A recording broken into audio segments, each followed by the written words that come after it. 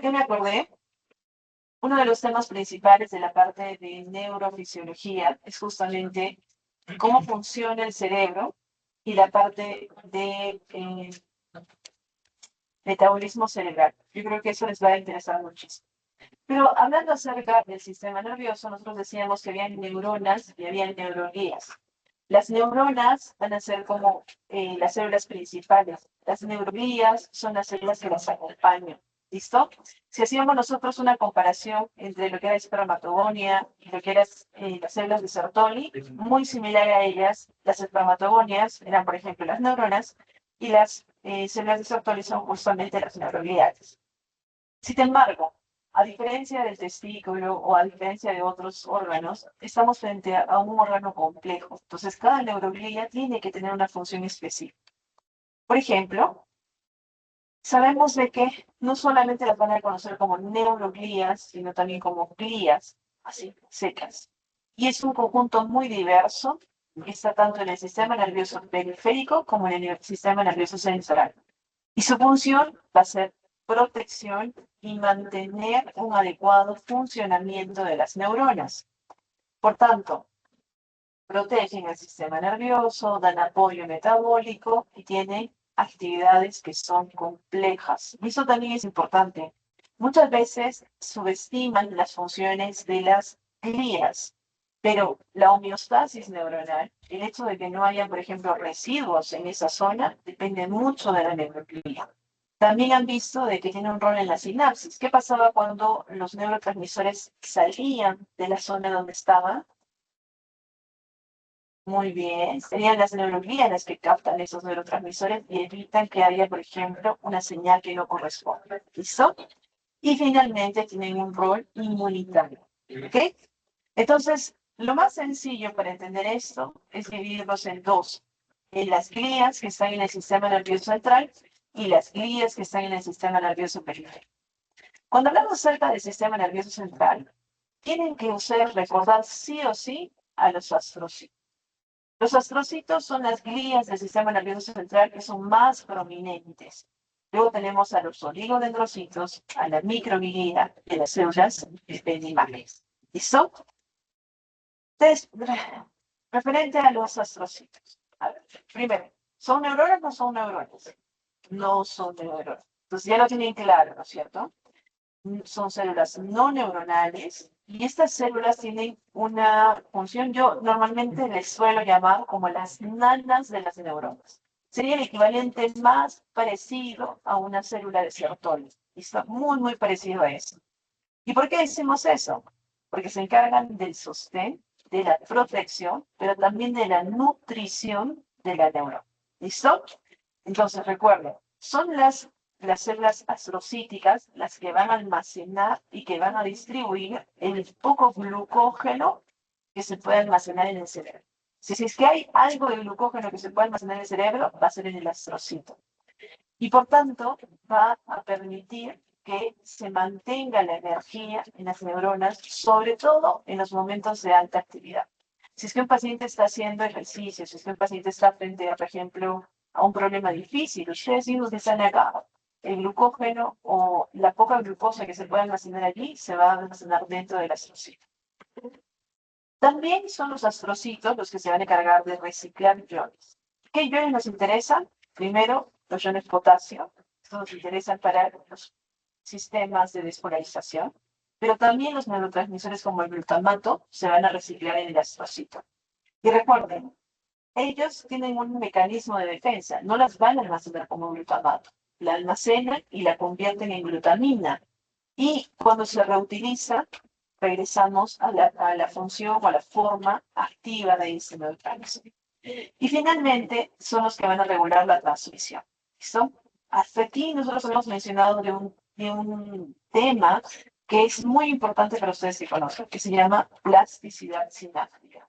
Y justamente esta plasticidad sináptica va a ser causada, regulada, gracias a los astrocitos. ¿Listo? Entonces, ¿ellos cómo van a hacer que esta plasticidad sináptica se pueda dar? Pues mediante la liberación de gliotransmisores. Entonces, estamos viendo que si la neurona, entre neurona y efector, hay neurotransmisores, entre glía y glía van a haber gliotransmisores. ¿Listo? Y estos gliotransmisores son las moléculas que ustedes ya conocen. Por ejemplo, ATP, serina, glutamato. Entonces estamos viendo que estas glías no es que estén aisladas. Las glías se comunican entre ellas gracias a estos gliotransmisores que nos van a permitir que estén conectados. La clave del cerebro es muy relacionada a cómo funciona, por ejemplo, el músculo. Funciona en grupos, como sincicios. ¿Se acuerdan que el músculo aislado, por ejemplo, el corazón? ¿En qué sincicios aislado? Ventricular derecho, ventricular izquierdo, auricular derecho, auricular izquierdo. Imagínense esa misma estructura de sincicios, pero ahora en zonas cerebrales. Van a ver justamente zonas y es esa manera como se aíslan es importante que ustedes recuerden. ¿Listo? Muy bien. Los astrocitos se llaman así porque tienen una forma de estrella.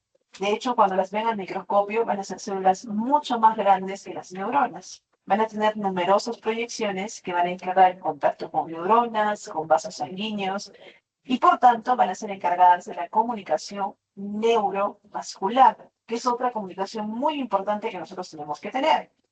Y en general son fundamentales para formar y para mantener lo que se va a llamar como barrera hematoencefálica. Entonces, estamos viendo que van a haber pasos, pero también estamos viendo las prolongaciones de los astrocitos. Y esto lo van a hacer mediante pies perivasculares que van a rodear a los capilares. ¿Listo?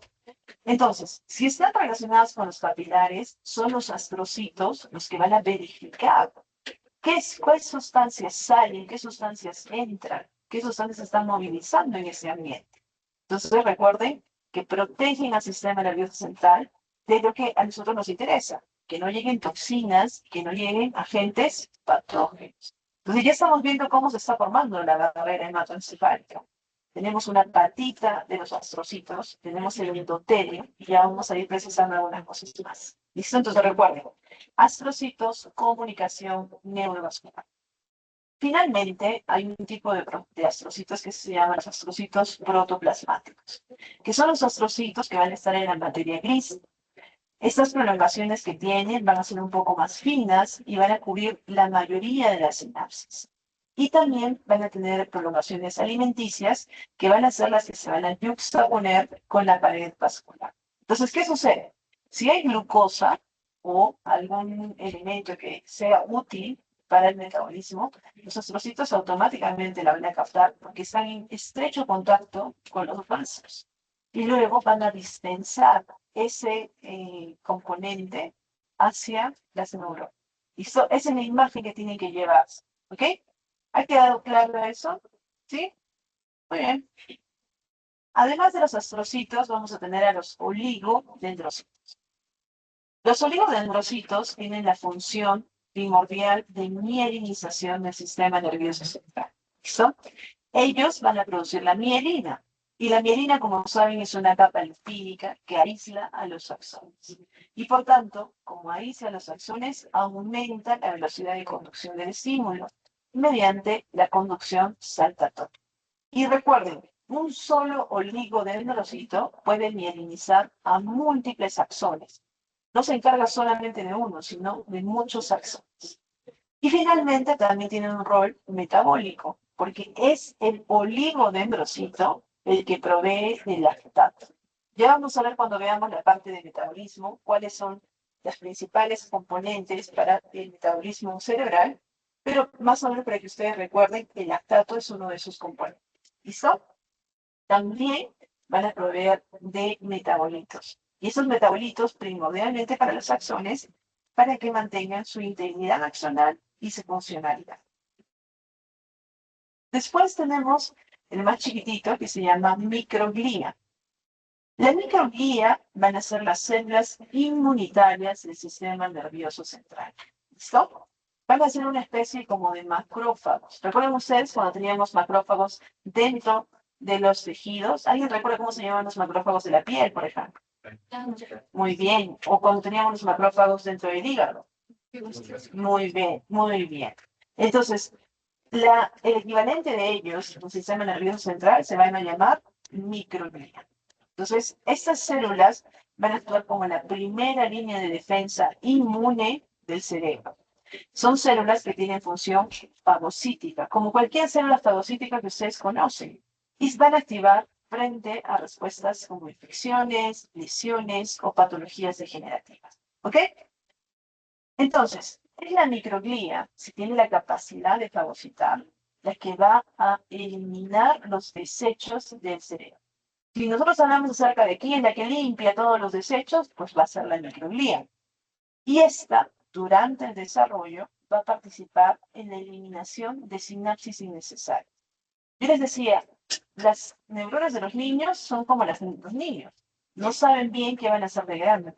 Y muchas generan sinapsis que no corresponden o que son innecesarias.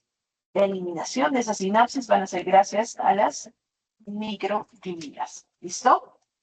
Y también eliminan en los adultos las células que están dañadas, los restos celulares y proteínas anormales. Pero ¿qué pasa si es que tiene esta función? ¿Cuál creen que es su principal desventaja?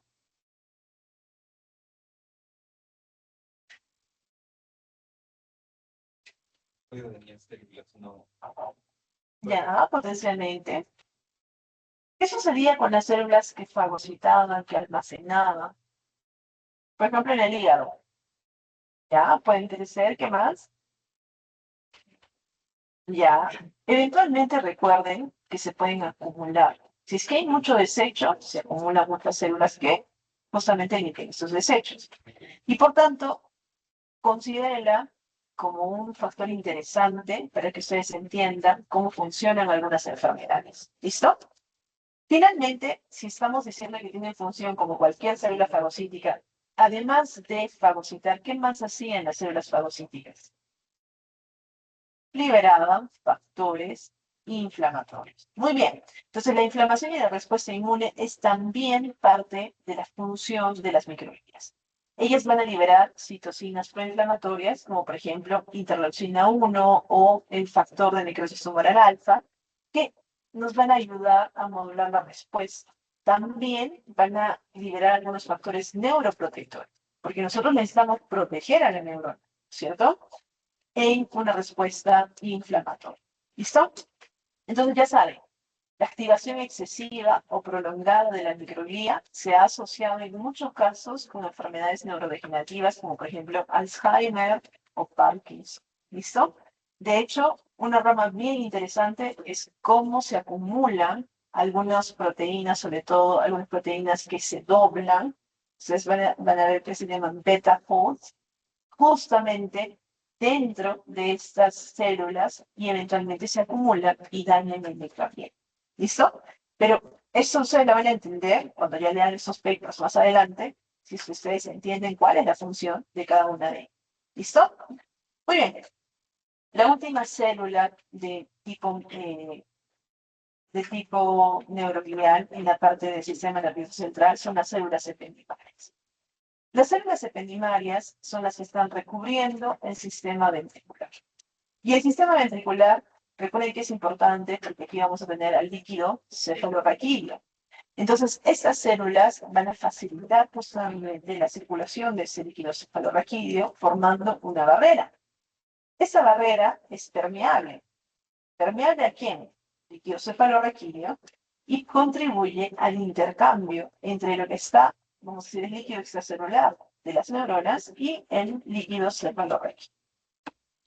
Recuerden que estas células ependimarias vamos a tener unas células específicas que se llaman las células del plexo coroideo. Y este es un subconjunto de las células ependimarias y están especializadas en la producción del líquido cefalorraquídeo.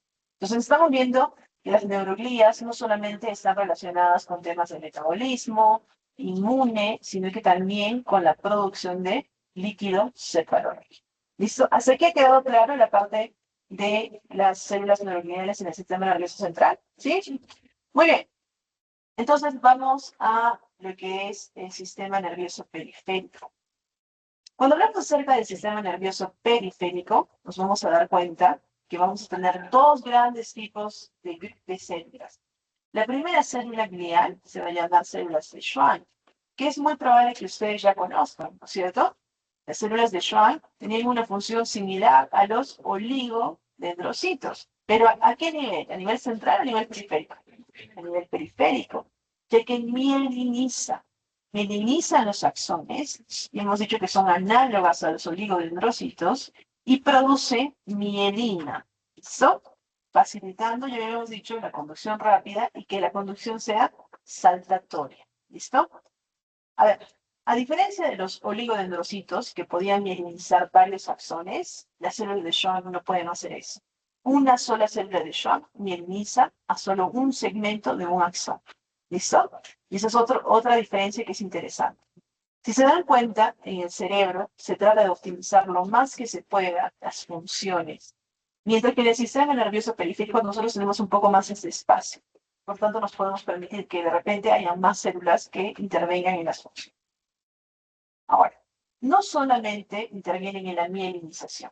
Las células de Schwann se ha visto que están relacionadas con la reparación de los axones lesionados. Ellos permiten regeneración. Y esto es algo bien interesante.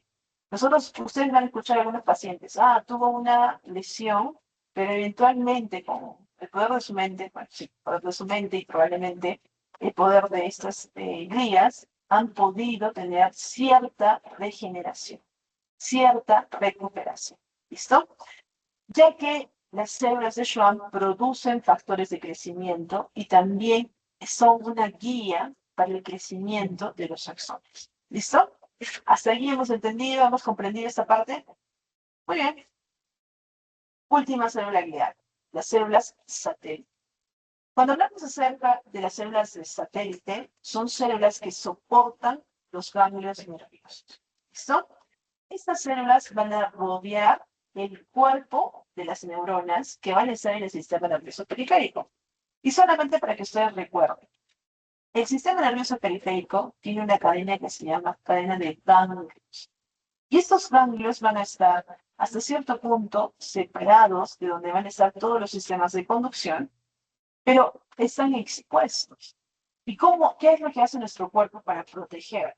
Justamente les manda una glía que va a hacer su soporte, nutrición y todo lo que nosotros ya hemos visto, y se va a localizar con ellos justamente en estos ganglios nerviosos. ¿Listo? Entonces, donde hay un cuerpo, probablemente hay una célula glial que actúa como soporte. Y es muy similar a los astrocitos en su función, regula el entorno iónico, regula el entorno metabólico, y sobre todo está relacionado, hemos dicho, con estos cuerpos neuronales. ¿Listo? ¿A qué nivel son bastante relevantes? A nivel del sistema nervioso autónomo y a nivel del sistema nervioso sensorial. ¿Listo? Hasta aquí estamos bien, ¿ya hemos entendido? Creo que el principio es el mismo. Una neurona se va a acompañar de neuroglía. La mayoría de veces de una neuroglía que se encargue de todo, su nana. Si es el sistema nervioso central, ¿quién es? El astrocito. Si es el sistema nervioso periférico, recuerden, células satélite. ¿Listo? Células satélite. Si hablamos de células del sistema inmune en el cerebro, ¿de quién estamos hablando? Muy bien. Si estamos hablando de las células que mielinizan, ¿quiénes son las neuroglías? Las neuroglías.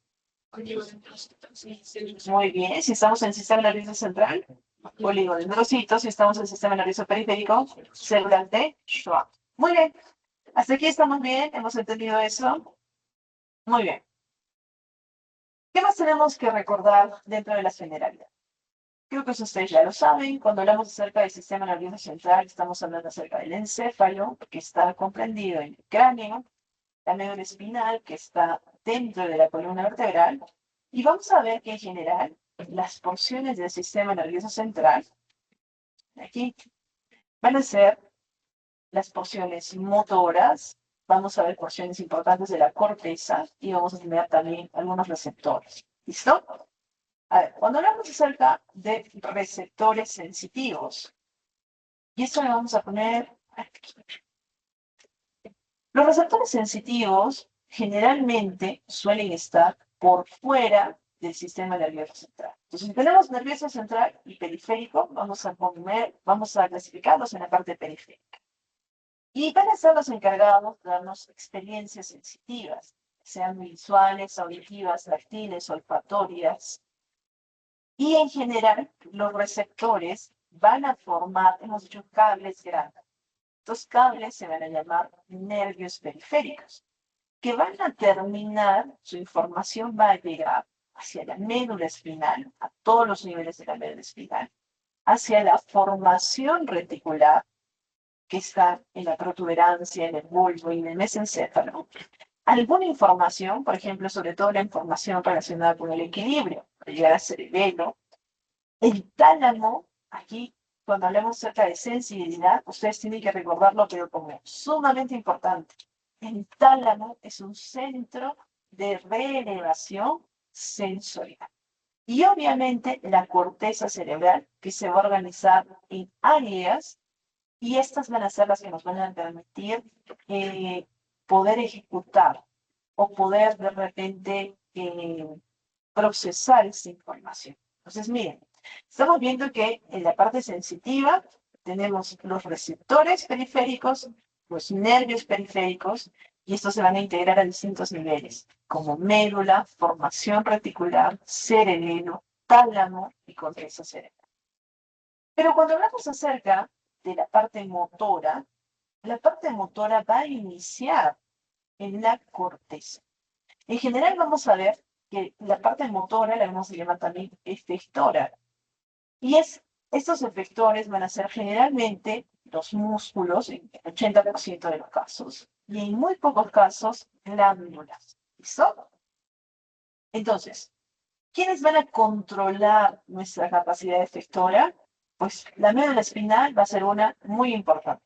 Por donde están entrando los nervios sensitivos, muchas veces vamos a tener nosotros la salida de nervios motores. También la formación reticular va a estar relacionada con el control de la respuesta motora.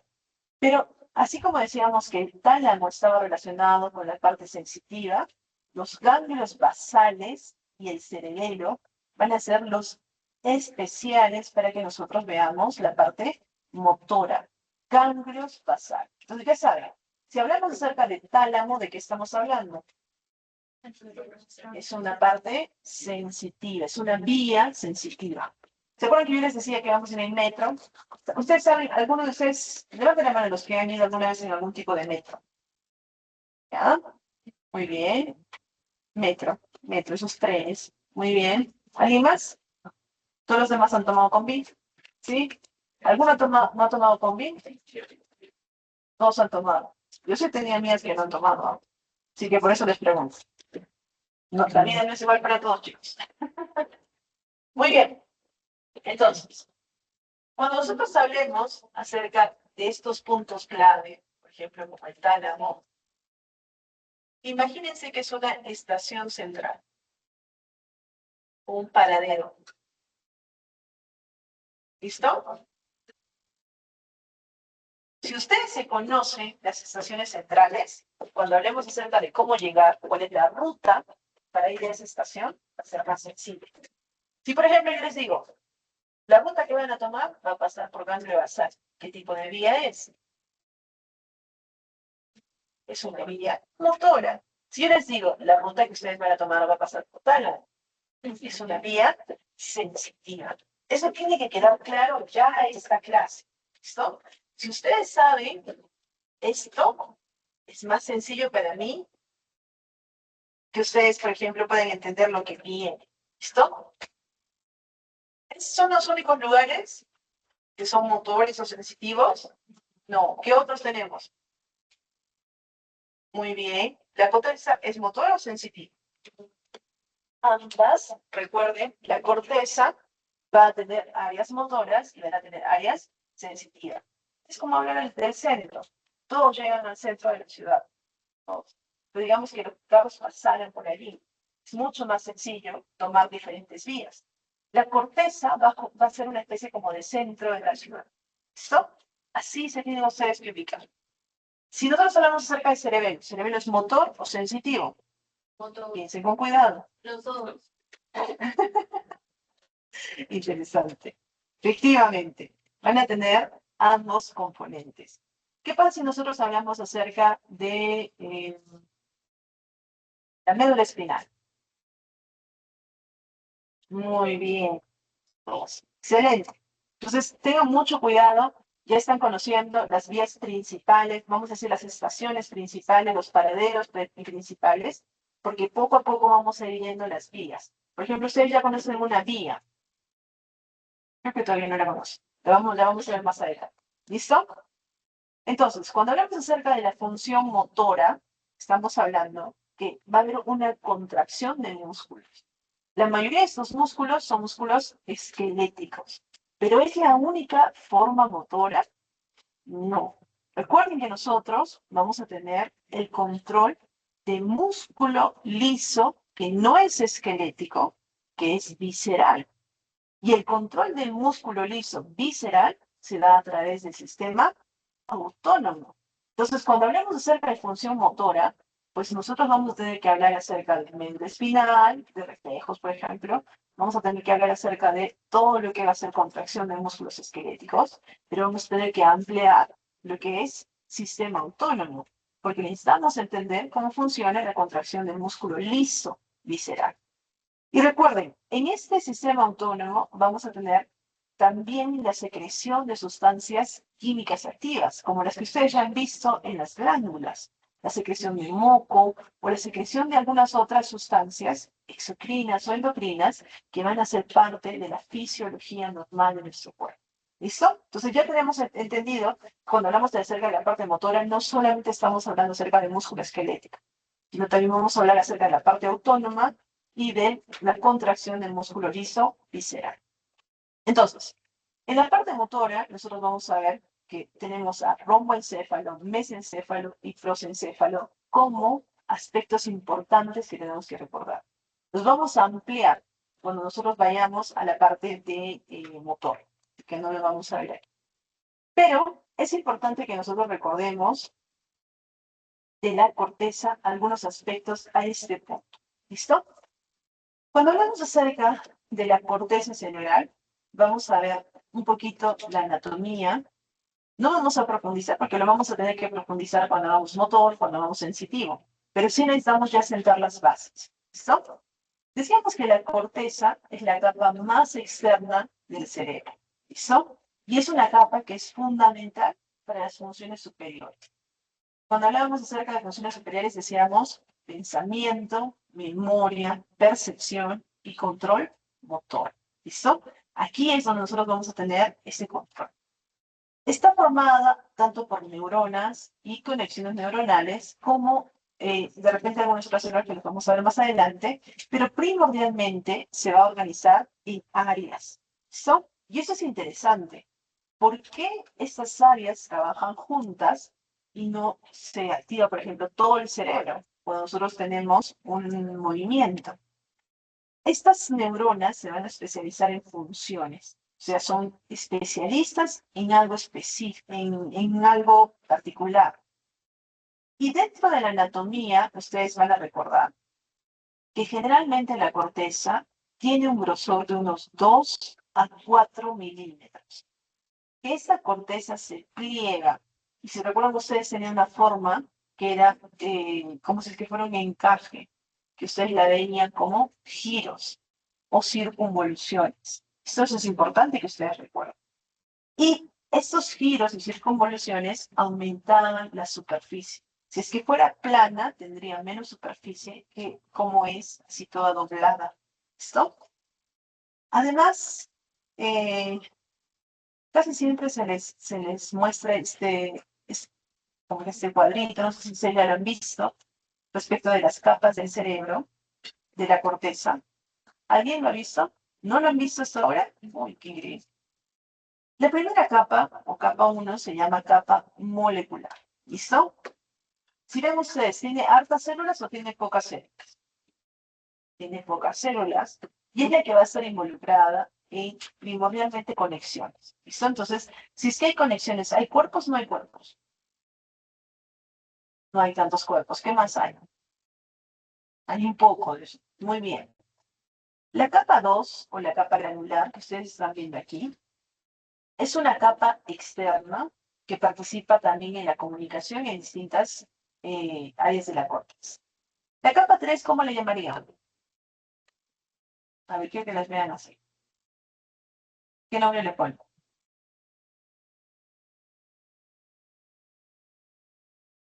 Ese es su momento, ¿no? Su momento de ser famoso. A ver. ¿Qué imagen? ¿A qué les parece? Por ejemplo, a mí esto me parece la Torre Eiffel. Yo le hubiera puesto la capa parisina, por ejemplo. Todos estos me parecen la Torre Eiffel. ¿A ustedes qué les parece? Una raíz, ya. Sí, la capa de la raíz. ¿Un circo?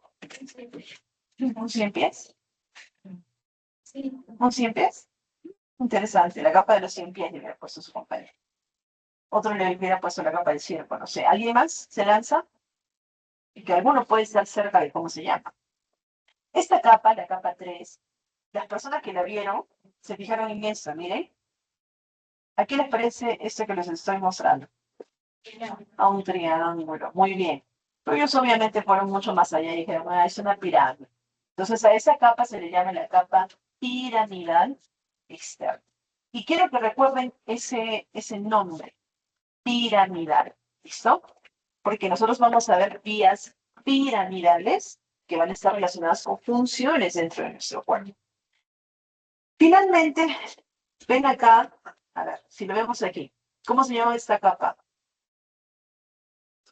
Molecular, había decíamos que había muy poquitas. ¿Cómo se llama la segunda capa? Muy bien, granular, ¿qué tipo? Externa. ¿De allí qué venía? Piramidal, acá están sus pirámides. ¿Y aquí cómo le llamarían a esta? En esta, miren, esta. Granular, ¿qué tipo de granular? Granular interna. ¿Y a esta? De acá abajo. Piramidal, piramidal interna.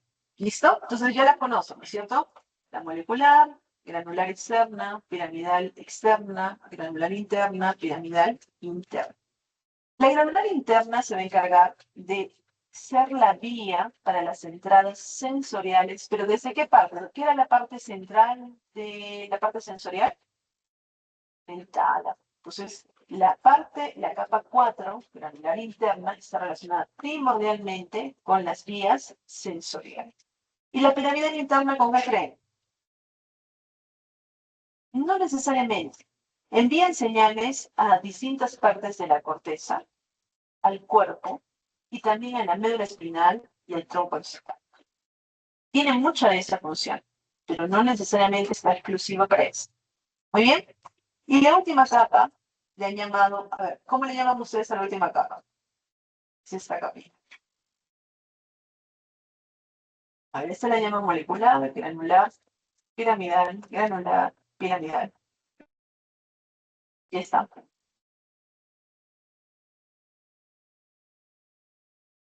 Ustedes mismos son, sean famosos. Hacen su libro. Tiene todo, ¿no es cierto? Entonces ellos le llamaron multiforme.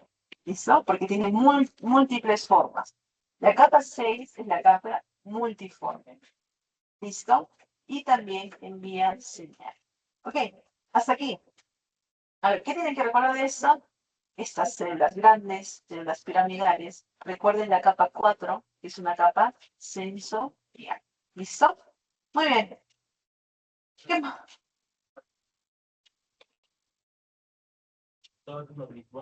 Sí, esto es como si es que, recuerden que las estructuras son tridimensionales. Si yo lo corto así, ustedes lo van a ver así. Si yo lo corto así, ustedes van a ver como la primera. Y si es que yo lo corto como si fuera un tajito, va a ser como la otra. Ah, ¿no se lo estaban imaginando así? Todo resto. Ya. Imagínense siempre de manera tridimensional, ¿ok? Recuerden que todas estas cosas las vemos nosotros en el microscopio. Y es más o menos lo que ustedes van a ver en el microscopio. En general, habíamos dicho que la corteza cerebral va a estar dividida en dos hemisferios, los mismos en los que están divididos en el cerebro, el hemisferio derecho y el hemisferio izquierdo. Y sabíamos que el hemisferio derecho se va a asociar un poco más con habilidades como creatividad, habilidades espaciales, pensamiento intuitivo. Y el hemisferio izquierdo se asocia más con habilidades lógicas, como razonamiento analítico, un poco más el lenguaje, razonamiento matemático, por ejemplo, lo tienen aquí. Y en general, sabemos de que la mayoría de ustedes, salvo aquellos que sean ambidiestros, tienen una lateralización de la función cerebral. Y si bien ambos hemisferios trabajan en conjunto, sabemos que están especializados en distintas funciones y eventualmente alguno tiene una mayor preponderancia que el otro. ¿Listo? Y por tanto, sabemos de que esta conexión que tienen ambos se hace a través de un puente de fibras. ¿Cómo le llamaban a ese puente de fibras? Cuerpo calloso. ¿Listo? Entonces, hasta aquí nosotros ya estamos entendiendo un poquito qué es lo que está sucediendo, que hemos visto que se están organizando las células y que estamos definiendo algunas cosas importantes. Sabíamos también que los hemisferios se subdividían en lóbulos. ¿Listo? Eso sí llegaron a ver ustedes en anatomía, ¿cierto? Cómo son los lóbulos. Teníamos el lóbulo, por ejemplo, frontal, que está relacionado con el razonamiento, con la planificación, con el control de movimientos voluntarios, con el lenguaje. Y, por ejemplo, muchas de las funciones frontales van a ser las funciones que hacen que, por ejemplo, ustedes no se queden dormidos en clase. Porque si es que se queda dormido en clase, quiere decir que su lóbulo frontal no está funcionando tan bien. Si es que se para, hace ruido, el lóbulo frontal, algo le está pasando. ¿Listo? Por ejemplo, cuando un paciente toma alcohol, ¿qué lóbulo creen que se inhibe? El lóbulo frontal. ¿Y qué es lo que sucede cuando se inhibe el lóbulo frontal? Aparte de eso, aparte de eso, muy bien, aparte de eso, cosas que no haría, las dice. Por ejemplo, cosas que no haría, las hace. Puede bajarse el pantalón, orinar en la calle, la chica llama a su ex, cosas que no haría si es que el lóbulo frontal estuviera activo. Entonces, miren, control de movimientos voluntarios, lenguaje, planificación, razonamiento, todo eso, lóbulo frontal. ¿Qué pasa con el lóbulo parietal? Recuerden, el lóbulo parietal es el que procesa la información sensitiva, es decir, tacto, temperatura, dolor. El lóbulo temporal es el lóbulo relacionado con la audición. Y eso tienen ustedes que darse cuenta. Pareciera que es muy aleatorio, pero nuestro cerebro está organizado de una manera que optimiza las áreas. El área temporal va a estar relacionada con la parte de la audición, pero la audición va a estar también muy relacionada con la memoria.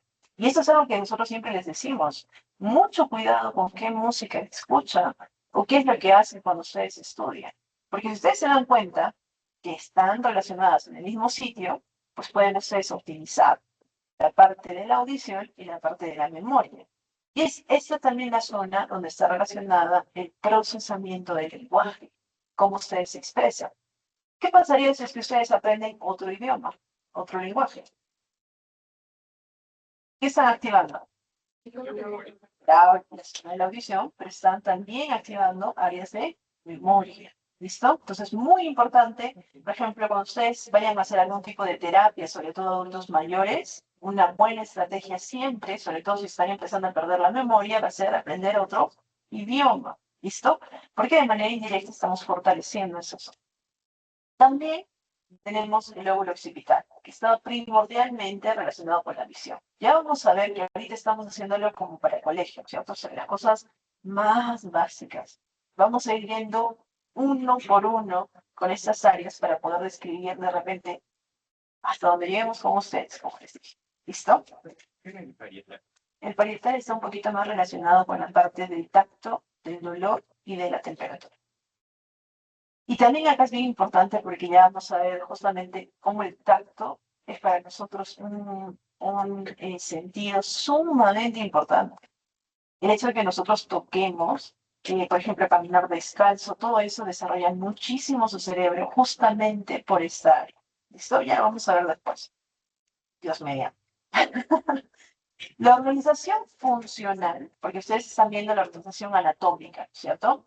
La organización funcional del cerebro es peculiar, porque nosotros, si bien vamos a hablar acerca del lóbulo parietal, si bien vamos a hablar acerca del lóbulo temporal, nos vamos a basar primordialmente en las funciones que tienen esta zona. Por ejemplo, vamos a decir que vamos a tener un área que está aquí de turquesa, que es el área motora. Y esa área motora, si nos guiamos de nuestra guía anatómica, ¿bien se acuerda qué cosa era esto? Cisura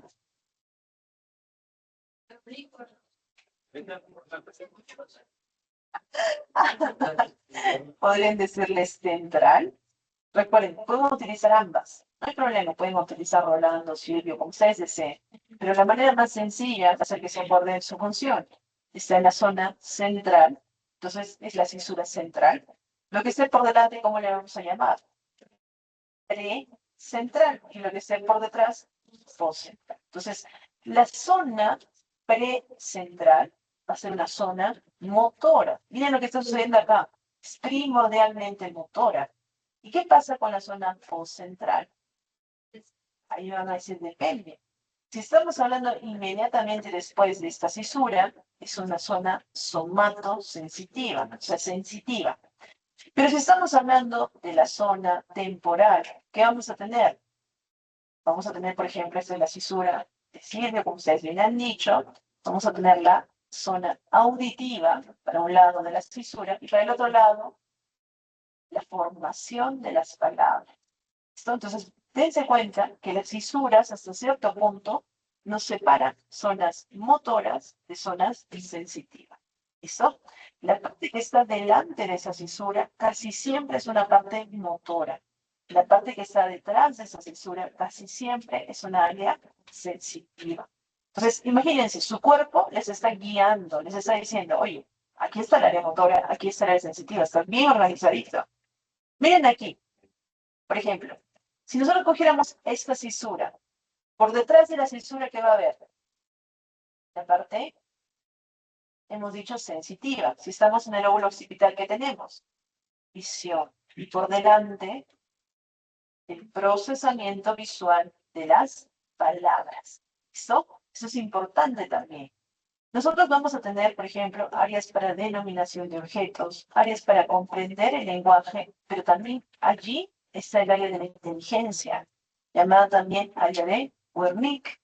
Y también tenemos, por ejemplo, las zonas límbicas, donde tenemos el comportamiento, las emociones, la motivación. Y esa se va a llamar área límbica de asociación, que va a tener su componente, hemos dicho, motor y su componente sensitivo. ¿Se acuerdan ustedes? Le volteo la cara, mis ojos se van hacia arriba. Todo eso, ¿qué cosa era? Un comportamiento emocional. Y ese comportamiento emocional va a tener justamente esta integración. Asimismo, miren, ¿se acuerdan la parte frontal que a nosotros nos llamaba la atención? Aquí vamos a tener la planificación de movimientos complejos, la elaboración de los pensamientos. Entonces, esta persona que tenga una lesión frontal, por ejemplo, vamos a lo que ustedes conocen, es su compañero que está completamente intoxicado con alcohol. ¿Cómo son sus pensamientos? Ya, a veces, ¿qué más? A veces son agresivos, ahí está el que pega a todos, la que le araña en la cara a los demás, algunos se ponen a llorar. Entonces recuerden, todo eso lo tenemos ahí. Algunas veces hay algunos estudiosos que se han dedicado, por ejemplo, a ciertas áreas del cerebro y han permitido que sus nombres se acuñen a estas áreas. Como por ejemplo, la zona de la formación de las palabras se llama área de Broca y la zona de comprensión del lenguaje y lingüística se llama área de Wernicke. ¿Listo? Entonces, esto por ahí lo van a encontrar en algunos de los libros. No necesariamente vamos a nosotros hacer un enfoque solo en eso. Pero en los exámenes muchas veces se pone. A ver.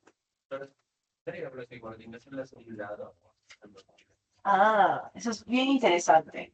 Generalmente vamos a tener la lateralización, como te comentaba, pero en teoría deberían estar en ambos lados. Pero ya vamos a ver el mapa cuando dividamos ya no en tan poquitas, sino en 50 y tantas zonas, y ahí va a ser un poquito más complejo para usted. ¿Listo? Entonces, a ver, cuando hablamos acerca de las áreas motoras, estamos viendo que son las áreas que van a controlar los movimientos voluntarios. Yo sé que ahorita ustedes se abruman y dicen, ay, vamos a aprender tanto. Realmente va a ser tan sencillo para ustedes a cierto punto que se van a sorprender de que esa parte les haya parecido en algún momento difícil. ¿Listo? Es bien repetitivo, como les digo, es muy repetitivo, vamos diciendo lo mismo, hasta que se les quede. ¿Listo? A ver, entonces, respecto a las áreas motoras, son aquellas que van a controlar Ahorita lo cargamos. Controlan los movimientos voluntarios. ¿Listo? Las áreas motoras van a controlar los movimientos voluntarios. Y hemos dicho que ¿qué parte era una de las que más nos llamaba la atención? Parte precentral, que se llama la zona motora voluntaria, llamada también corteza motora primaria. ¿Listo? Esta corteza motora primaria, si tenemos que ponerla en algún lóbulo, vamos a decir en el lóbulo frontal. Y es la que va a enviar señales a los músculos para controlar los movimientos voluntarios. Entonces, hemos dicho que la primordial va a ser la corteza premotora, que planifica los movimientos, pero al lado de esta corteza vamos a tener, por ejemplo, esta zona, donde vamos a tener las sinergias motoras suplementarias, o aquí abajo, el hecho de que giremos los ojos tiene su área. Eso es para que estén atentos. Esta área, que es el área motora suplementaria, se va a encargar de la planificación de los movimientos. ¿Ok? A ver, respecto a las zonas sensoriales. Si ven acá, nosotros vamos a tener la zona somatosensitiva. Y acá ustedes de repente ya han visto alguna vez cuando han estudiado anatomía a los homúnculos, ¿listo? Que son esas formaciones donde ustedes ven cómo es que las ciertas áreas de nuestro cuerpo tienen una representación en la corteza. Entonces, eso es lo que vemos ustedes acá, de la parte motora y somatosensitiva. Pero si nosotros estamos en esta área, habíamos dicho que en el área temporal teníamos las zonas de la audición y en la parte occipital, zonas de la visión. Tanto visión bilateral como visión contralateral. ¿Listo? Entonces, cuando hablamos acerca de áreas sensoriales, estamos viendo que son todas aquellas áreas donde se van a procesar la información que viene de los sentidos. Por ejemplo, la somatosensorial, que hemos dicho que está en el lóbulo parietal, relacionada con tacto, presión, temperatura, dolor. Lo que me habían preguntado, ¿con qué está relacionada la zona parietal? Pues está relacionada con el homúnculo. ¿Y el homúnculo qué veía? Presión, dolor, temperatura y eventualmente tacto. Entonces, eso es lógico. Si esa zona está en estos homúnculos, entonces esta zona está relacionada con eso. La corteza visual hemos dicho que está en el lóbulo occipital y nos va a permitir primordialmente recibir información visual. Y la corteza auditiva, habíamos dicho que está en el lóbulo temporal y nos permite procesar información auditiva. ¿Listo? Entonces, miren, aquí van a ver que si es que son sensitivas, ¿con qué estación se van a relacionar? Con el tálamo. Y ahora nos vamos a dar cuenta que así como el cerebro tiene sus zonas, el tálamo también tiene sus zonas. Por ejemplo, si hablamos acerca de la zona del giro postcentral, esta se va a relacionar en el tálamo con el núcleo ventro posterior lateral. ¿Listo? Ventro posterior lateral. Si estamos hablando de la corteza visual, ¿con quién se va a relacionar? Con el núcleo o con el cuerpo geniculado lateral. Y si estamos hablando acerca de la zona del lenguaje, ¿se acuerdan cómo se llama esta zona? Wernicke. Muy bien.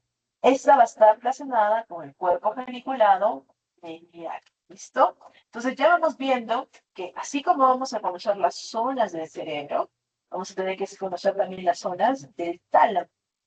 ¿Y por qué creen que estas zonas tienen un nombre especial? Porque son como los tubos que hemos mencionado. ¿Qué vienen dentro de los tubos? Muchos cables.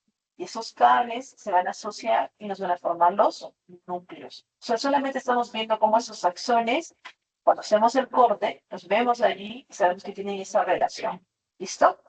Muy bien. ¿Hasta aquí estamos bien? ¿Todos estamos bien? ¿Sí? Muy bien. Sí, generalmente. Pero también vamos a ver algunos cuerpos. Ya los vamos a ir viendo poco a poco. Finalmente, las últimas áreas que tienen ustedes que recordar son las áreas que van a conectar la parte sensitiva, la parte motora, motora con motora, sensitiva con sensitiva. Y esas se llaman áreas de asociación. A ver, Las áreas de asociación nos van a permitir que nosotros no tengamos solamente, por ejemplo, ahorita escuchan una música, una canción, y ya, simplemente la escuchan. Pero ¿qué tal si esa canción les recuerda a su primer amor? ¿Eso con qué se relaciona? Ay, qué fríos. No veo, algunos sí ya empiezan a sonreír, otros conversan. Ese hecho que ustedes escuchen y que evoquen una emoción está relacionada con las áreas de asociación. Entonces, miren, si nosotros teníamos un área, a ver, ¿qué se llamaba esto? Está bien que me digan cisura de Rolando, pero también díganme cisura central. ¿Qué zona era esta zona? ¿Zona precentral sensitiva o motora? Motora. Esta otra zona, ¿cómo se llama? Concentral sensitiva o motora. Sensitiva. Miren, les voy a dar un tip que alguna vez me dio algún profesor que es sumamente ofensivo. Yo no estoy de acuerdo con esta, pero siempre les he ido bien a mis alumnos. Si ustedes encuentran un mejor tip, por favor díganme, porque no quiero ir enseñándolo año tras año. Pero él siempre decía, se siente por atrás. ¿Listo? Entonces, para que recuerden eso, las áreas sensitivas generalmente son posteriores. Entonces, si aquí tienen, por ejemplo, la cisura, la parte posterior es sensitiva, la parte anterior es motora. ¿Listo? ¿Esta parte qué cosa era? ¿Recuerdan ustedes? Muy bien, es la área motora secundaria. ¿Listo? Recuerden, área motora secundaria. Y miren, entonces ya tienen área motora primaria, la área, a veces le llaman también premotora. ¿Ya? Si esta es la motora, la otra es la premotora. O llamada también suplementaria. ¿Y de ahí qué tienen acá? Área de asociación prefrontal. ¿Listo? Entonces estamos viendo. Y aquí, miren, ya han descifrado toda esta parte. Ya saben más o menos a grandes rasgos que hay. Si yo les menciono esta zona, ¿qué cosa es?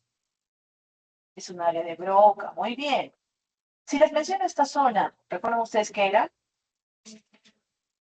La área límbica. ¿Relacionada con qué? A ver, no miren aquí. Ya, muy bien. Pero si les mencionaba esta zona, ¿quién era esta? La censura de Silvio. Por debajo que teníamos la parte auditiva. Y debajo de esa que teníamos la zona límbica. Entonces, miren, aquí vamos a tener la área de asociación límbica, tienen la área auditiva primaria, y por debajo de la auditiva primaria, casi siempre que teníamos auditiva secundaria. Y si ya nos vamos para este ladito, ¿alguien recuerda que había para este ladito? Wernicke. Y aquí, ¿qué parte tenemos? La sensitiva primaria, somática secundaria, y de ahí teníamos áreas de asociación. Si estamos en el lóbulo parietal y occipital, ¿cómo le vamos a llamar? Área de asociación, parieto, occipital. Bueno, y acá está adelante, temporal. ¿Listo? ¿Qué cosa era esta? Ya, la zona primaria de la visión. ¿Y esta? Muy bien, visual secundaria. Aquí también teníamos las zonas para poder comprender la visión. Muy bien. Hasta aquí se me dan cuenta. O sea, seguimos repitiendo lo mismo. No es muy difícil, solamente tienen que concentrarse y tener las cosas claras. Entonces, las áreas de asociación que nosotros vamos a ver primordialmente van a ser áreas que integren y que procesen, ya sea información motora, ya sea información sensorial, y nosotros podamos darle un significado. Y obviamente, estas áreas van a estar relacionadas con funciones superiores, como por ejemplo, memoria, lenguaje o juicio. Entonces, por ejemplo, cuando hablamos acerca del área de asociación prefrontal, esta la vamos a ver en el lóbulo frontal y se va a encargar del pensamiento complejo, del hecho de que ustedes tomen decisiones, pero también está relacionada con su personalidad. Si nosotros inhibimos esa zona, ¿qué va a suceder? Va a salir una versión no editada de su personalidad, porque sigue siendo su personalidad. Eso nuevamente es lo que sucede en la intoxicación alcohólica. ¿Listo? Esa es la versión no editada de su personalidad. ¿Ok? Ese que la ve tranquilito, que no levanta la voz, que dice, no, esa es su personalidad. La otra, la que ustedes conocen, es su personalidad editada, su personalidad relacionada con la sociedad, que no está mal. En cuanto a las áreas de Wernicke, ¿recuerdan ustedes qué cosa era el área de Wernicke? Wernicke era una zona que nos permitía comprender el lenguaje. ¿En qué lóbulo estaba localizado? Lóbulo temporal. Relacionado, si tienen que ubicarlo en algún lado, ¿dónde lo van a ubicar? Cerca aquí, a las áreas auditivas. Muy bien, comprendemos el lenguaje. Entonces, miren aquí. A ver, esto es simple. ¿Cómo se llamaba esta parte? Ya no me digan solamente motora. Motora primaria, esta zona. Motora secundaria. Esta. Asociación prefrontal. Muy bien. Aquí ya tenían el área del lenguaje de Broca. ¿Cómo se llamaba esta parte? Auditiva primaria. Aquí.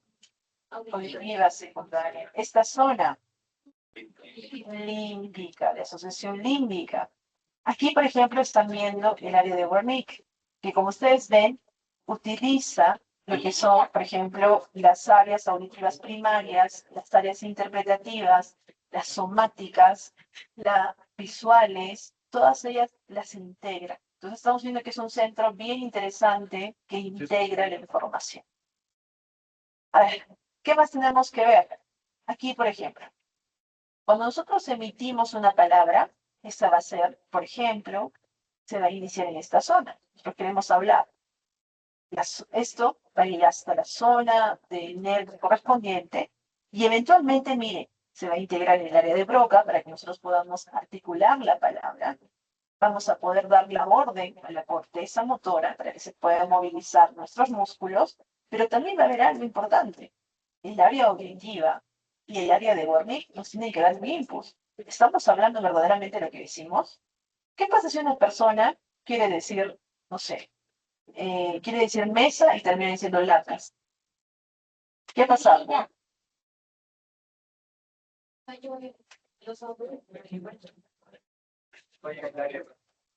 ¿El de Broca o el de Wernicke? Nuevamente, comprensión del lenguaje, emisión de las palabras. Yo quiero decir mesa y digo lápiz. Tranquilos. En la gran mayoría de los casos de repente están fallando ambos, ¿ya? Y ya vamos a ver en la gran mayoría de los casos. Vamos a ver casos específicos. Pero lo que ustedes tienen que darse cuenta que aquí lo que les va a mandar va a ser mucho la irrigación. Nosotros nos vamos a dar cuenta que muchas de estas áreas van a tener irrigación específica. Si yo tengo un ACV y ese ACV justamente está afectando el área de Wernicke o el área de Broca, por ejemplo, en el área de Wernicke no voy a entender, por ejemplo, qué es lo que están ustedes hablando. En el área de Broca puede ser que yo esté hablando de incoherencias, pero en este caso no estoy ni hablando de incoherencias ni no entendiendo, sino que estoy queriendo decir una cosa y está saliendo otra cosa. Entonces, por ejemplo, este es un signo claro de demencia y ya lo vamos a ir viendo más adelante. ¿Listo? Muy bien. A ver, miren aquí. ¿Qué pasa con la emisión de una palabra escrita? En la emisión de una palabra escrita, nosotros vamos a querer hacer, es decir, vamos a iniciar con la corteza, en este caso motora, y luego vamos a ver de que vamos a tener un input visual que se va a integrar en la circunvalación angular, que va a pasar por el área de Wernicke, que nos va a permitir que en el área de Broca se genere el input para que nosotros podamos hacer una palabra. ¿Listo? Entonces se dan cuenta que mientras es bastante sencillo que ustedes hablen o que escriban, todo esto le ha tomado a su cerebro una serie de pasos, ¿cierto? Y si el que falla uno, ¿qué tal si por allí, si por mala suerte sucede un accidente en el área de Wernicke? Compresión del lenguaje, imagínense. Área de Broca. El área de Broca hemos dicho que está más relacionada con la producción del lenguaje localizada en el lóbulo frontal. Entonces estamos viendo que esto es bien interesante si es que ustedes lo ponen en perspectiva. Pero si lo ven ustedes aislado va a ser muy difícil. Micael. Y en la lobotomía, doctora, ¿qué área añado? Generalmente las áreas de asociación frontal. Y por eso las personas quedaban muy mal. Sí. Pero ya no se hace, ¿no? O sea, tranquilas. En Chile creo que sí, pero al llegar. Oh my God. Oh, wow. No vayan a Chile. Tampoco vayan a esos lugares donde roban otras cosas. Roban grasa, no sé. Cada cosa que sucede en este mundo. A ver, entonces, ¿cuáles son las funciones, si es que ustedes pudieran decir en sus propias palabras, de la corteza cerebral? Recibir, procesar y ejercer. Muy bien.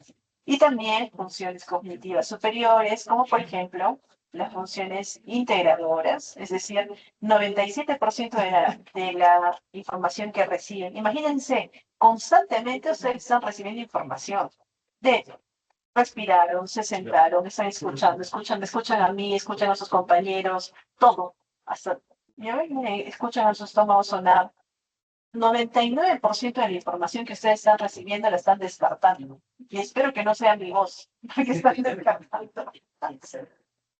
Se analizan, recuerden, y tratan la información. Si ustedes dicen, esta información sí me interesa, por ejemplo, espero que eso estén descartando. Y empiezan ustedes a interpretar la información que viene de cada uno de sus sentidos. Tengo frío, tengo calor. En este momento tengo sueño. ¿Qué estoy viendo? De repente no veo bien. Me siento atrás y no veo nada. O de repente algo está oliendo feo. O por allí, no sé, tengo algo en la boca. Eso nos permite, recuerden en general, poder tener la información que nosotros queremos y poder interpretarla. Esto es bien interesante. Algo tan sencillo como levantar la mano. Por ejemplo, si yo hago esto, ¿cómo lo interpretan ustedes? Y algunos de ustedes dicen Heil Hitler, otros, ya, no importa. Yo podría decir que estoy tomando un taxi. ¿Cómo interpretan ustedes? Va a depender mucho de su contexto. No sé qué cosa me han dicho allá. El control motor también hemos visto que está muy integrado en la corteza cerebral. Y esto va a generar tanto movimientos voluntarios del cuerpo como señales que nos van a permitir ellos. ¿Listo? Y hemos visto que gran parte de nuestra función intelectual está relacionada con la corteza motora. Es decir, que el lenguaje con las áreas especializadas, que recuerden cuáles son las dos áreas especializadas que hemos visto hasta ahora, provoca y wording, nos permiten la producción y la comprensión del lenguaje, tanto hablado como escrito. También nos van a permitir el almacenamiento de información, como la memoria, la acumulación de la misma, la mayor parte en la corteza cerebral, pero la menor parte, ¿alguien recuerda cuáles eran otros centros de memoria? Ya, por ejemplo, traumáticas, pero también recuerden regiones basales del encéfalo. Cuando hablamos acerca, por ejemplo, de los atletas, suelen tener una región basal. ¿Y qué parte es la región basal? Motora sensitiva, motora. Cuando ustedes ven un atleta de gran rendimiento, van a ver que tienen unas regiones basales mucho más desarrolladas que, por ejemplo, una persona regular. Y la médula espinal también nos permite, en poca cantidad, sobre todo almacenar algunas respuestas reflejas. ¿Ok? Entonces, recuerden eso. Corteza cerebral, hipocampo, ganglios basales. Además, hemos dicho que dentro de ellas tenemos la toma de decisiones y juicio. Es la corteza prefrontal la que más nos va a ayudar en toma de decisiones. Planificaciones a largo plazo, razonamiento abstracto. Y de hecho, gran parte de lo que ustedes considerarían una persona organizada está en el lóbulo frontal. ¿Y qué pasa si la persona no es organizada, no planifica a largo plazo, su razonamiento es bastante básico, no le interesa mucho su futuro? El último día de clases viene y me dice, no, yo sí vine, quiero justificar. ¿Qué hacemos? ¿Qué pasa con su lóbulo frontal? Necesita desarrollar. Y les doy un tip para que ustedes no se frustren. Muchos de ustedes van a terminar de desarrollar su lóbulo frontal a los 21 años. O sea, la versión que ustedes tienen puede ser todavía muchísimo mejor a la que tienen en este momento.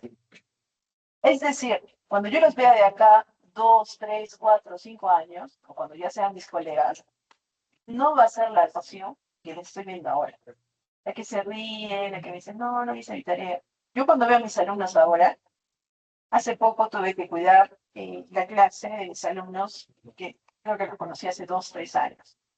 Son otras personas. Ya no son las personas que yo vi. Y es porque justamente, ¿qué pasó con su lóbulo prefrontal? Y la mejora. Entonces, hay opción, chicos, van a mejorar. Muchos de ustedes van a mejorar.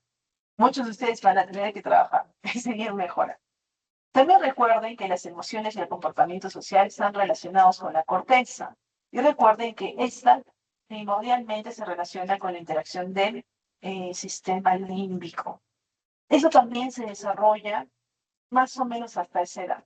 Algunas personas dicen 25 años en los varones, algunas personas dicen menos, pero por allí esto es algo que también tienen que tenerlo con pinzas. ¿Listo? Recuerdos y obviamente pinzas. Y entonces, ¿qué es la plasticidad cerebral? La plasticidad cerebral, chicos, o neuroplasticidad, es la capacidad que va a tener esta corteza cerebral de reorganizarse a lo largo de la vida. Como les decía, los chicos que yo voy a conocer ahora, así que se ríen y todo lo demás, no son los chicos que yo conozco cuando están en los últimos años. Menos aún cuando los conozco como internos, que están completamente diferentes. Entonces recuerden, nuestras neuronas se reorganizan generalmente durante la infancia, pero algunas cosas, como por ejemplo traumas o de repente también logros, hacen que se reorganice su corteza. Y esta capacidad permite que se formen nuevas conexiones en respuesta, como hemos dicho, a aprendizaje, a experiencias, pero también en los pacientes que han tenido lesiones cerebrales. Entonces, nosotros clásicamente decíamos, las neuronas no se reproducen. ¿Ustedes han escuchado todavía eso? Ya no. Sí lo han escuchado. La tasa de reproducción de las neuronas es muy baja. Pero si nosotros estamos pensando que mi generación es la última que va a morir de repente antes de los 100 años o de repente por los 100 años, y ustedes van a conocer personas que van a vivir, no sé, Dios quiera, no sabemos, 120, 150, quizás más años, ¿qué vamos a ver justamente con estas neuronas? Quizás ustedes ya van a empezar a ver esa tasa de reproducción que es tan baja, pero primordialmente van a ver justamente esto, que va a haber neuroplasticidad celular que le va a permitir a las personas hacer sus funciones a pesar de que hay daños. ¿Y esto a causa de qué? ¿Hay nuevas neuronas o no? No, hemos dicho nuevas conexiones. Mientras más conexiones tengan, es como más caminos para llegar a Roma. Entonces, algo que yo les recomiendo para su vida, y en especial para el aprendizaje, es que generen nuevas conexiones. ¿Y tienen que ser nuevas conexiones en los mismos tramos? No. ¿En qué tramos? En todo lo demás de la vida. ¿Y eso qué significa todo lo demás de la vida? A ver, ¿qué podrían hacer ustedes para mejorar su capacidad cerebral? Un instrumento, muy bien. ¿Qué desarrollas ahí? Corteza auditiva, corteza motora, también, y también integración y un poco de memoria. ¿Qué más? Aprender otro idioma. Muy bien, ¿qué más? Muy bien. Recuerden ustedes que yo les he dicho acerca de la capacidad motora. ¿Por qué creen que siempre dicen que es mucho mejor escribir a mano que tipear? ¿Por qué? Ustedes lo acaban de ver. La memoria, ¿dónde se almacena? A ver, díganme. Primero, 90%, corteza cerebral. Luego, hipocampo. Luego, ganglios basales. Luego, médula. Entonces, si ustedes escriben, están activando ganglios basales. Si es que además ustedes enseñan, están activando zonas de conexión. Están generando nuevas vías. Entonces, tengan mucho cuidado. Hay nuevos estudios, hemos visto que la plasticidad celular neuronal está cambiando mucho de los paradigmas del aprendizaje, pero esto es algo que todavía está relevante al momento. ¿Listo? Muy bien. Otro punto de las generalidades que ya hemos acabado. Cavidad encefálica y médula. ¿Listo? Cuando nosotros vemos acerca de la capacidad encefálica, recuerden que la capacidad del cerebro es de más o menos 1600 a 1700 milímetros. Y va a estar formada por cavidades que van a estar dentro de nuestro cerebro. Creo que las que ustedes más recuerdan son los ventrículos cerebrales, pero también vamos a ver algunas cisternas que van a estar por fuera del encéfalo. Y tenemos obviamente el espacio subaracnoideo. Este espacio sabemos que está alrededor tanto del encéfalo como del medio espinal y va a generar algo muy importante, un área que se va a llenar de agua. ¿Por qué queríamos que se llene de agua nuestro cerebro? Porque se amortigua y nos permite a nosotros, por ejemplo, a ver, alguno de ustedes ha visto cómo es el cuello de los choferes de Fórmula 1? ¿Cómo es? ¿Lo han visto o no se han dado cuenta?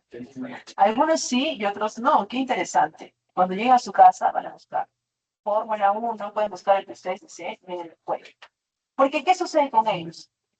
Cuando están manejando alta velocidad, las curvas, las fuerzas centrífugas hace que su cuello desarrollar un concepto de terreno para que se soporte nosotros.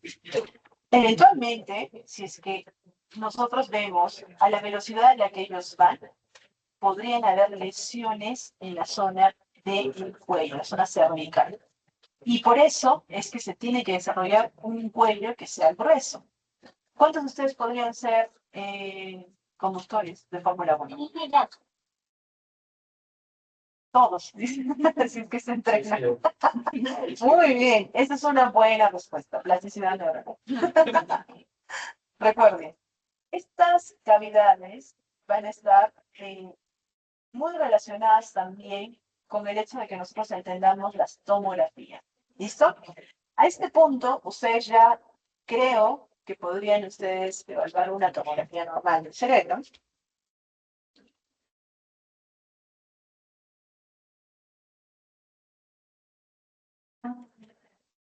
Muy bien.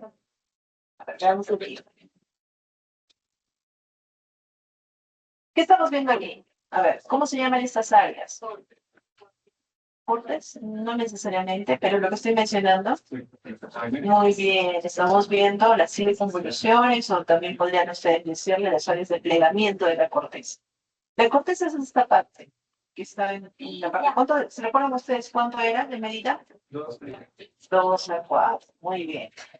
¿Qué tenemos aquí? Ventrículos. Si hemos dicho que esta es una cavidad cerrada y tenemos agua, ¿qué pasa si es que tenemos mucha agua o de repente tenemos un sangradito? ¿Qué va a pasar con los espacios? Se colapsan. Los espacios van a ser un mecanismo de defensa para nuestro cuerpo. Miren acá, ¿qué les parece esto?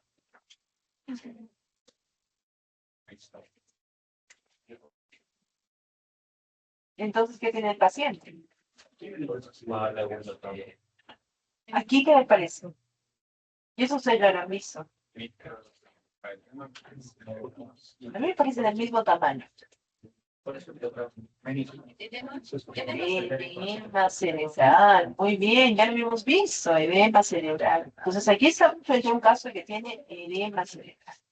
Entonces, recuerden ustedes que vamos a tener un balance entre el contenido y el continente.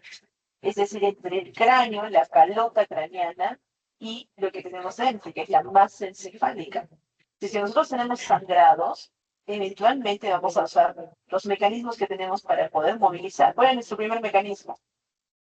Colapsar las cisternas, colapsar los ventrículos. Pero si es que no logramos con eso mantener la presión, ¿qué se va a hacer? Herniación. ¿Y cuál es el único hueco que tenemos por allí? Foramen. Muy bien, entonces mucho cuidado con eso. Las meninges, chicos. Las meninges van a estar muy relacionadas con la masa encefálica.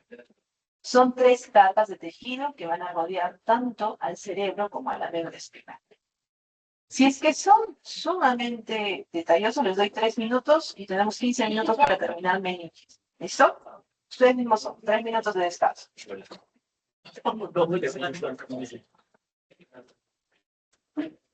Párese. Todavía no hemos terminado. Saluda. Les recomiendo que se paren.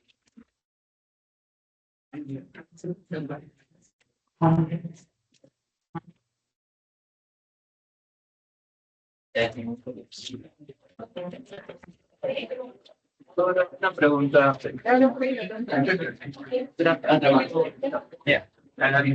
Si una persona que tiene desarrollada solamente el hemisferio izquierdo y ahí tiene pues, o sea, digamos que tuvo un accidente en campo y ya no puede hablar y aún tiene, digamos, intacto su hemisferio derecho, o sea, podría desarrollarlo y volver a hablar.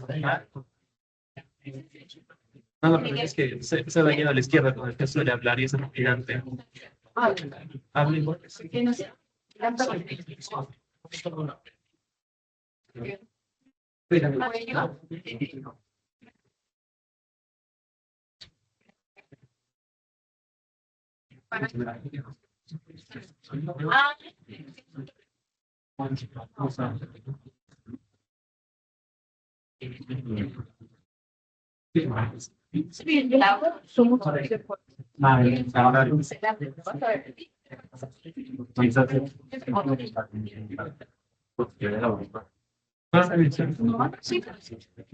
Estas son. Allá miran más examen. Dígame, chicos, ¿qué ha pasado? Sí. Quitarlo todo, le vamos a dar. No. Vale.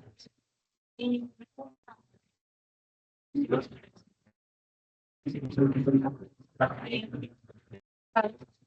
aquí hacen como no me interesa.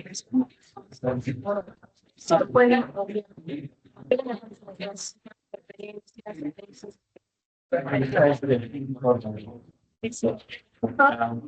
que me dijo que ustedes quieren participar con eso. No trabajan. Investigación médica. Pregunta, doctora, sobre la autoevaluación. ¿Podemos para acá? Ah, ya. Gracias, doctor.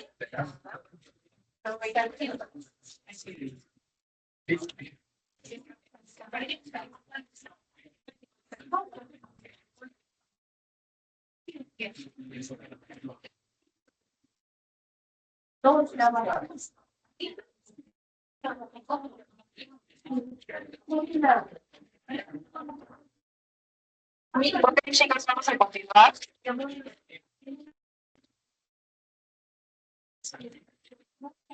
Muy bien. A ver, cuando nosotros veíamos a las meninges, sabemos que las meninges son 3 capas de tejido conectivo que van a proteger tanto al cerebro como a la médula espinal. ¿Listo? ¿Y qué es importante de esto? A ver, primero que las conozcan. Ya sabían que de afuera hacia adentro es dura madre, aracnoides y vía madre.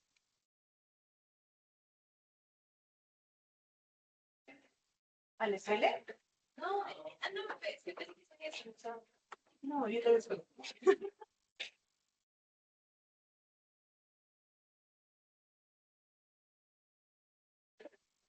¿Qué es lo que teníamos que recordar de ellos? A ver, la dura madre sabíamos que era la más externa y la más gruesa. Suele estar conformada por tejido conectivo que es denso y que suele ser irregular. Y su función primordial va a ser proteger al sistema nervioso central, sostenerlo y también sostiene a las estructuras vasculares. O sea, es la dura madre donde se van a apoyar la mayoría de grandes vasos. Y eso es importante que ustedes recuerden. En el cráneo, la dura madre va a estar firmemente adherida al hueso y va a contar con dos capas, que se va a llamar la capa perióstica y la capa meningia. La capa perióstea va a estar firmemente adherida al periósteo y la capa meningia va a ser adyacente a la aracnoides. ¿Qué tenemos que recordar aquí? Entre las dos capas, entre la capa perióstica y la capa meningia, se va a formar un espacio que va a dar al lugar a los senos venosos durales. O sea, si estamos hablando acerca de la parte venosa del cerebro, estamos hablando del espacio entre la capa meningia y la capa perióstica. Y estos van a ser responsables de drenar la sangre venosa. Por ahí, si yo tengo un derrame, o si es que tengo una colección venosa, ¿dónde va a estar localizada? ¿En el parénquima del cerebro o en la zona externa? En la zona externa. Eso es muy importante porque le va a dar una forma específica. ¿Qué pasa si es que hay una persona que tiene un sangrado venoso crónico?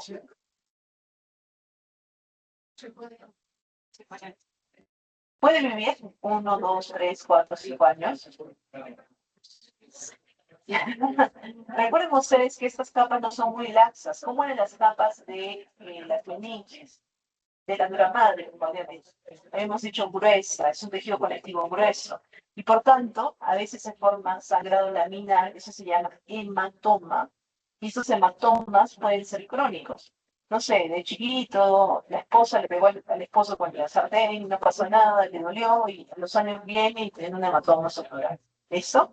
Entonces, un hematoma dural. Eso hay que tener mucho cuidado con eso. ¿Ok? La sangre venosa y el hematoma de sangre arterial es muy diferente.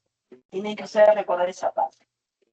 Cuando vemos acerca de aracnoides, la aracnoides es una capa intermedia.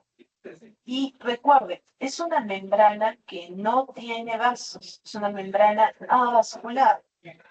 Tiene la apariencia como de una tela de araña, por eso le llamaron aracnoides, debido a que tiene unas formaciones que se llaman trabéculas aracnoides. Estas trabéculas aracnoides se van a conectar con la pía madre. ¿Listo? Y entre la aracnoides y la pía madre se va a localizar justamente el espacio subaracnoideo, debajo del aracnoide. Y es el espacio donde va a circular el líquido cefalorraquídeo. ¿Listo? Entonces ya nos tenemos ubicados. La sangre venosa, ¿dónde está circulando? Entre la capa de la dura, perióstica y meningia. ¿Dónde está el líquido cefalorraquídeo? En el espacio debajo del aracnoide, el espacio subaracnoideo. ¿Qué más teníamos que recordar? En este espacio subaracnoideo vamos a tener también vellosidades. Habíamos dicho que habían trabéculas que iban desde el aracnoide a la pía madre, y estas se van a llamar vellosidades aracnoideas. Y nos van a permitir la reabsorción del líquido cefalorraquídeo hacia los senos venosos. ¿Dónde estaban localizados los senos venosos? Entre la dura, la parte perióstica y la parte meningia. Muy bien, ¿hasta aquí estamos bien? ¿Nos hemos ubicado?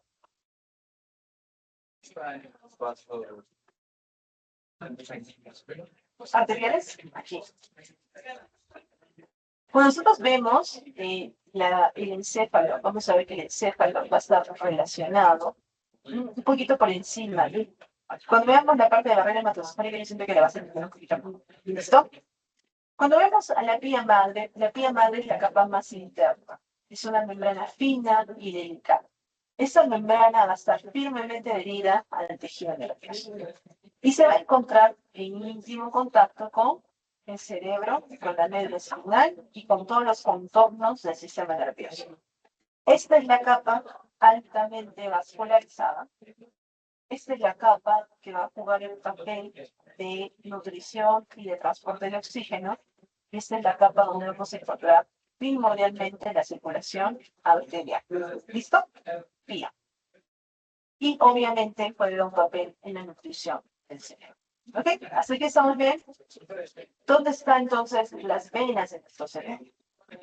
La dura, entre las dos capas. ¿Dónde está el líquido cefalorraquídeo? Debajo del aracnoides donde está la capa arterial. Muy bien. ¿Cuáles son las funciones de las meninges? Cuando hablamos acerca de funciones, yo creo que lo primero es que son una barrera. Son una barrera física y funcional que nos va a ayudar a proteger al cerebro de manera mecánica. Y recuerden que es una zona donde está circulando el líquido cefalorraquídeo. Por tanto, nos permite amortiguación. La protección física es impresionante, sobre todo gracias a la dura madre. Y con respecto a la amortiguación, hemos dicho que primordialmente el líquido cefalorraquídeo. El líquido cefalorraquídeo reduce el impacto de los golpes. Y eso permite que ustedes puedan saltar, que puedan correr, que puedan hacer un montón de cosas que son podrían ser potencialmente dañinas para su cerebro. También hemos visto que aquí circula el líquido cefalorraquídeo. Son las vellosidades aracnoideas las que permiten la reabsorción del líquido cefalorraquídeo. Y también sabíamos que la producción y circulación del líquido cefalorraquídeo se da a este nivel. Finalmente, con respecto al suministro vascular, ¿quién es el encargado de la función vascular? La vía madre. ¿Listo? La vía madre, al estar adherida a los tejidos nerviosos, va a rodear a los vasos sanguíneos y va a facilitar la entrega de nutrientes y oxígeno al cerebro. Entonces, ¿qué tenemos que recordar de esta? Tenemos que recordar el espacio epidural. ¿Qué cosa es epi? Por encima. La dura, la conocen ustedes. El espacio entre la dura madre y los huesos, tanto del cráneo como de la columna vertebral, es un espacio que a nosotros nos interesa. Porque en este espacio hay tejido adiposo, sabemos que existen plexos venosos, pero es un espacio virtual. Clásicamente no deberían existir, pero puede llenarse con sangre, por ejemplo, en el caso de una hemorragia epidural. O, por ejemplo, en el caso de que nosotros tengamos un paciente que nosotros queramos poner un tipo de anestésico, podríamos utilizar esto. Cuando hablamos acerca del espacio subdural, nosotros vamos a ver que se va a encontrar entre la dura madre y la aracnoides. ¿Listo? Este espacio, al igual que el epidural, es virtual. Y en condiciones normales no deberíamos nosotros de verlo. Pero hemos visto que también en este espacio subdural podríamos tener nosotros sangrados, es decir, hematomas. Y el espacio subaracnoideo, ya hemos dicho que es el espacio entre la aracnoides y la vía madre, sí, por favor, y contiene líquido cefalorraquídeo. Micaela, ¿le podrás cerrar la puerta? Tenemos 5 minutos más, le vamos a sacar el jugo, porque barrera hematoencefálica es pequeñita. Y estas, recuerden ustedes, que van a estar relacionadas con el almacenamiento y circulación del líquido cefalorraquídeo. ¿Listo? Es en el espacio subaracnoideo donde se van a producir las hemorragias subaracnoideas. Y estas van a tener una característica especial. ¿Qué pasaría si es que sucede una hemorragia subaracnoidea? ¿Es grave? Sí. ¿Porque qué tipo de sangre es? Arterial. Generalmente los pacientes van a referirlas como si fueran como una migraña, como el peor dolor de cabeza de su vida. Empieza en la zona occipital y les dicen que nunca en su vida han experimentado algo como eso. ¿Listo? Recuerden, esta es una emergencia médica, tienen que saber reconocerla porque el paciente puede fallecer. ¿Listo? Entonces, cuando hablamos acerca de barrera hematoencefálica, estamos viendo que tenemos que recordar el sistema de circulatorio cerebral. Para ello, tenemos que recordar los vasos cerebrales, que primordialmente nos vamos a fijar en los vasos arteriales. Sabemos que hay 4 grandes arterias que van a estar relacionadas, 2 cariotidias y 2 vertebrales. Y más o menos, imagínense, las cariotidias están yendo por la parte anterior, las vertebrales están yendo por la parte posterior. ¿Qué necesitamos en la parte de nuestro cuerpo? La parte del cerebro. Que se conecte y vayan a formar, ¿qué cosa? El polígono de Willis. Es el polígono de Willis el que nos va a dar las arterias piales. ¿Se acuerdan? Vía madre, piales. Y se van a hallar inmediatamente por sobre la superficie encefálica. ¿Listo? Entonces ya tenemos carotidias vertebrales, se unen y forman el polígono de Willis. De aquí también vamos a tener unas ramas que se van a llamar las arterias y las arteriolas penetrantes. ¿Y por qué creen que se llaman penetrantes? Porque van a ir hacia adentro, ¿cierto? De la masa encefálica. al interior de la masa encefálica.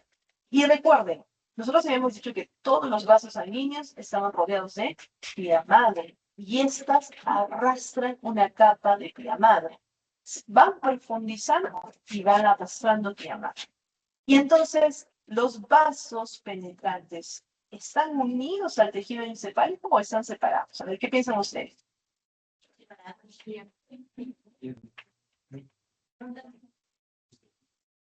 Recuerden su anatomía. Recuerden que están separados. Y de hecho ustedes los podían ver cuando hacían las disecciones. La pía madre está muy poco adherida a los vasos sanguíneos, por lo que va a existir una especie de espacio. Hay pía madre, pero genera un espacio que se llama el espacio perivascular, entre el vaso sanguíneo y la pía madre. Y este espacio perivascular, si nosotros lo ponemos hacia arriba, recuerden que es una extensión del espacio subaracnoide. Y va a tener un nombre a ese nivel, se va a llamar el espacio de Virchow-Robbie. Este espacio, que lo pueden ver aquí, miren, por ejemplo, ¿qué era esto? Esto es el aracnoides. ¿Y por qué sé que es el aracnoides? Porque tiene estas espículas como si fueran arañas, que se llamaban trabéculas aracnoides. Y luego tenemos aquí un vaso sanguíneo. ¿Qué tipo de vaso es este? Es muy probable que sea un vaso pial. ¿Listo? Y ese vaso pial nosotros decíamos que mandaba ¿qué cosa? Mandaba las venas o vasos penetrantes. Y estos vasos decíamos que se rodeaban de un poquito de pía madre. ¿Pero qué sucedía entre ellos? Había un espacio. ¿Cómo se llamaba ese espacio? Espacio perivascular o del Virchow-Robbie. ¿Listo? Entonces, hasta aquí estamos bien, hemos entendido esa parte. Este espacio constituye un sistema linfático. Esto es algo que tienen ustedes que recordar. Su función va a ser muy similar a la que nosotros veíamos en cualquier linfático de nuestro cuerpo. ¿Cuál es la función del linfático de nuestro cuerpo? Absorber exceso de líquidos. ¿Qué más? Muy bien. ¿Qué más? Muy bien. Esta zona nos va a ayudar a nosotros a mantener la integridad de la masa encefálica. Y por tanto, van a transportar líquido. También recuerden que cualquier linfático que transportaba proteínas y sustancias sólidas que sean extrañas. Por ejemplo, en una infección encefálica, ¿qué va a haber? Producción de glóbulos blancos muertos o pus u otros residuos infecciosos. Entonces, esos espacios son sumamente específicos. ¿Qué pasa si es que hay edema? Se van a colapsar. Porque ¿qué es lo que aumentaba? Aumentaba el líquido extracelular. Y por tanto vamos a poder movilizar muy poco, ¿no es cierto? Excelente. ¿Qué más teníamos que recordar? Las arterias y arteriolas penetrantes van a dividirse en arteriolas intracerebrales y estas van a terminar en los capilares. Y los capilares van a estar relacionados con la microcirculación cerebral. El número de capilares sanguíneos va a ser mayor en las zonas en donde nosotros tengamos mayor necesidad metabólica. ¿Dónde creen que nosotros tenemos mayor necesidad metabólica? Muy bien, zonas motoras, zonas sensitivas, zonas de asociación claras. Entonces nosotros allí vamos a tener mayor número de capilares. Y por tanto, si comparamos la sustancia gris con la sustancia blanca, vamos a ver que hay 4 veces más capilares y van a tener también mayor velocidad de flujo sanguíneo. Y esta sustancia gris va a tener mayor capacidad metabólica. ¿Listo? Entonces, nosotros vamos a ver que se va a intercambiar desde la sangre oxígeno, CO2, nutrientes y algunos metabolitos. Y la característica va a ser primordialmente que ustedes me digan, ¿los capilares cerebrales son iguales a los capilares que hay, por ejemplo, en el resto del cuerpo? ¿Ustedes creen? ¿Ya? Porque recuerden que los capilares cerebrales son menos permeables que cualquier otra parte del organismo. ¿Listo? No tienen la misma permeabilidad que tiene, por ejemplo, un capilar por fuera del organismo. ¿Y esto por qué? Porque recuerden que cualquiera de sus caras se va a encontrar reforzada ¿Por qué se encontraba reforzada? Por los podocitos ¿de quién? De las glías. Las glías refuerzan y hacen que sea mucho más difícil para las sustancias salir y para otras sustancias también entrar. Y por tanto, esto suministra un soporte físico, es un refuerzo que impide el estiramiento excesivo y por tanto que suba excesivamente la presión arterial y también que salgan algunas sustancias. Siguiente pregunta. ¿Se afectan estos vasos en los pacientes con hipertensión arterial? Muy bien. Sí se afectan porque progresivamente en los pacientes con hipertensión arterial se van a ir engrosando y van a permanecer notablemente contraídos. Y esto va a impedir que nosotros podamos tener la transmisión de esta hipertensión a los capilares. Y aunque estos mecanismos suelen fracasar, van a generar transsudación. ¿Se recuerdan ustedes que pase agua, por ejemplo, y causen edema grave, coma o muerte en los pacientes que tienen hipertensión? ¿Ok? Muy bien. Hasta aquí vamos a parar. Vamos a hacer luego inervación, presión y flujo para pasar al líquido cefalorraquídeo y la verdadera función de la tabla. Hasta la próxima clase, chicos. De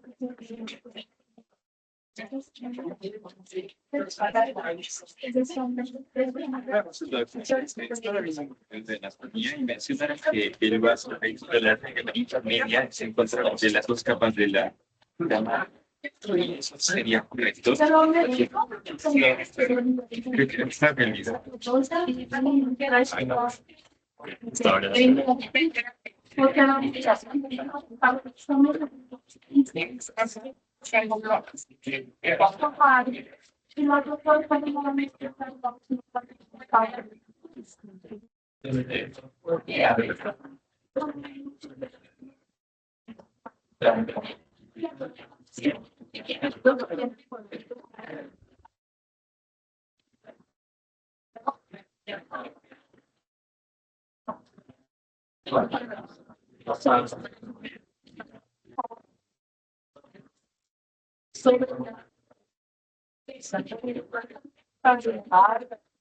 Entonces sería correcto pasar las dos capas de la pared.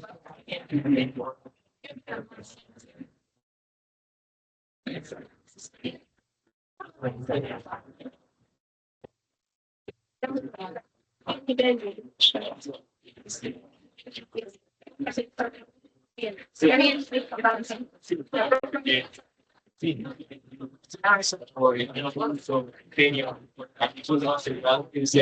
Incluso por eso,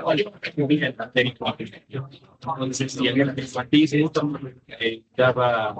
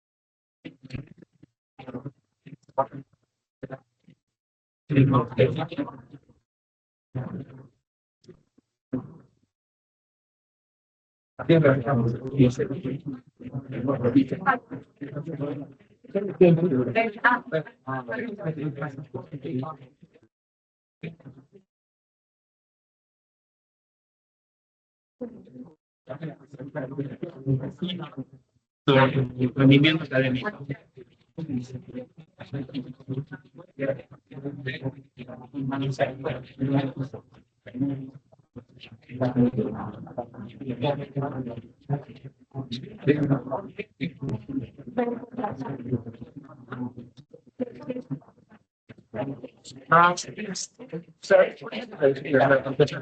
Entrevistar a cualquier estudiante, un quiz. ¿Por qué tipo de los estudiantes en la universidad?